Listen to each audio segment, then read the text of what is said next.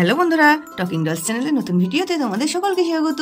সবাই স্টেশন থেকে বেরিয়ে একটা ফুচকা স্টল দেখতে পাচ্ছি। ফুচকা স্টলে কি হলো আমরা এসে বন্ধুরা সকলে মিলে দেখে নিই। কি ব্যাপার, তোমরা তো কিছু খাবে? চলো, কি খাবে? এই এলিনা, তুই ঠান্ডা গরম যাই বলিস না কেন, কিছু খাবি?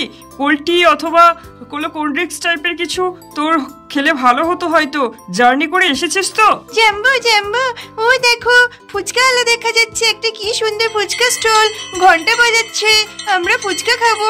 চাই ফুচকা ফুচকা।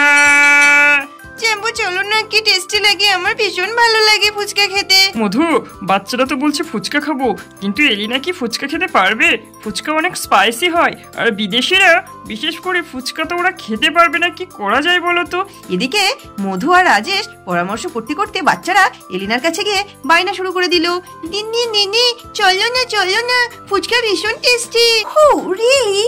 চলো তাহলে আমরা দেখি ফুচকা কেমন টেস্টি। তোমরা বলছো খুব টেস্টি, আমিও ট্রাই করতে চাই। বন্ধুরা, এলিনা দিদিকে আজকে জব্দ করার একটা মোক্ষম চাল পেয়েছি।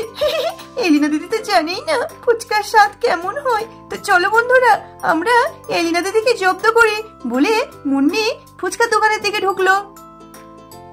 রাজেশ আর মধু দুজনে মিলে পরামর্শ করছে ওদেরকে কি খাওয়ানো যায়, আর ওদিকে মুন্নি পুটি শিরিন এলিনাকে নিয়ে ফুচকা স্টলে তো ঢুকেই পড়েছে। কাকু, আপনার কাছে কি কি ফুচকা পাওয়া যাবে? আমার কাছে আজকে জল ফুচকাটাই আছে। ফুচকার টেস্ট কেমন হবে? ফুচকাতে ঝাল লবণ কেমন দেব? কাকু, তীখা তীখা, বেশি করে তীখা দেবে। ম্যাডাম, আপনারটা ওরা তো বললো তীখা। ও, আমারটা সেমই হবে, বাচ্চারা যেরকম বলছে আমি সেরকমই খাবো। দেখে তো মনে হচ্ছে বিদেশি মেয়ে। আমি যতদূর জানি বিদেশিরা ঝাল খেতে পারে না। এ মেয়ে তো এদের পাল্লায় পড়ে বলছে সেমই খাবে, ঝাল খেতে পারবে তো। যাক, আমার আর কি, আমার ফুচকা বিক্রি নিয়ে তো কথা, ও যা খায় তাই দিয়ে দিই। বেশি কথা বললে এসব মেম সাহেবরা আবার রেগে মেগে শাট আপ বলে চলে যাবে, আমি দিয়েই দিই। ম্যাডাম, প্লেটটা ধরুন। দাদা, হাইজিন মেনটেন করা আছে তো? আর হ্যাঁ, আপনি যে জলটা ইউজ করছেন ওটা মিনারেল ওয়াটার তো, আমি আবার এসব জাতা মাতা জল খেতে পারবো না।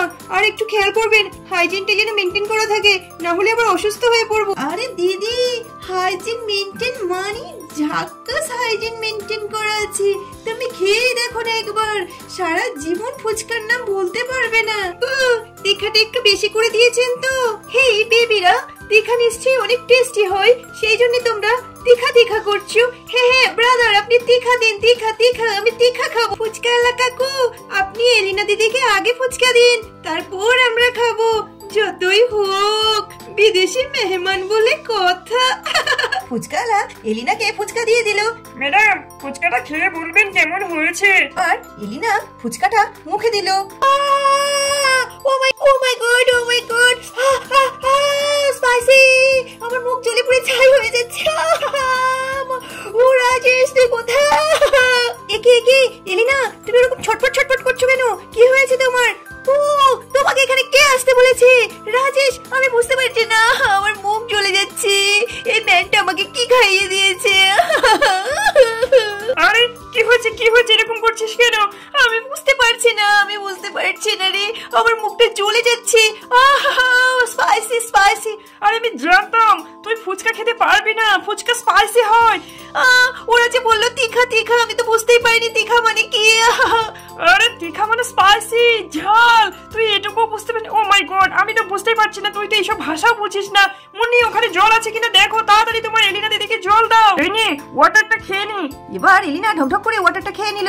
ও তাও কমছে না, আমি বুঝতে পারছি না আমি কি করব। আরে আমিও বুঝতে পারছি না কি করব, কি করলে তোর ঝাল কমবে, এটা তো আমারও মাথায় ঢুকছেই না। তুমি তাড়াতাড়ি দেখো আশেপাশে কোনো মিষ্টির দোকান আছে কিনা, তুমি কিছু মিষ্টি জাতীয় কিছু নিয়ে এসে ওকে খাইয়ে দাও, তাহলে ওর ঝালটা কমে যাবে। তাড়াতাড়ি যাও এলিনা, তুমি শান্ত হয়ে দাঁড়াও, তোমার ঝাল এক্ষুনি কমে যাবে। আর এই মুন্নি, শিরিন, পুটি, তোরা কি বলেছিস ফুচকাওয়ালাকে? তোরা কি বলেছিলিস ঝাল খাবি? দিদি, আমি কি জানতাম এলিনা দিদি ঝাল খেতে পারে না?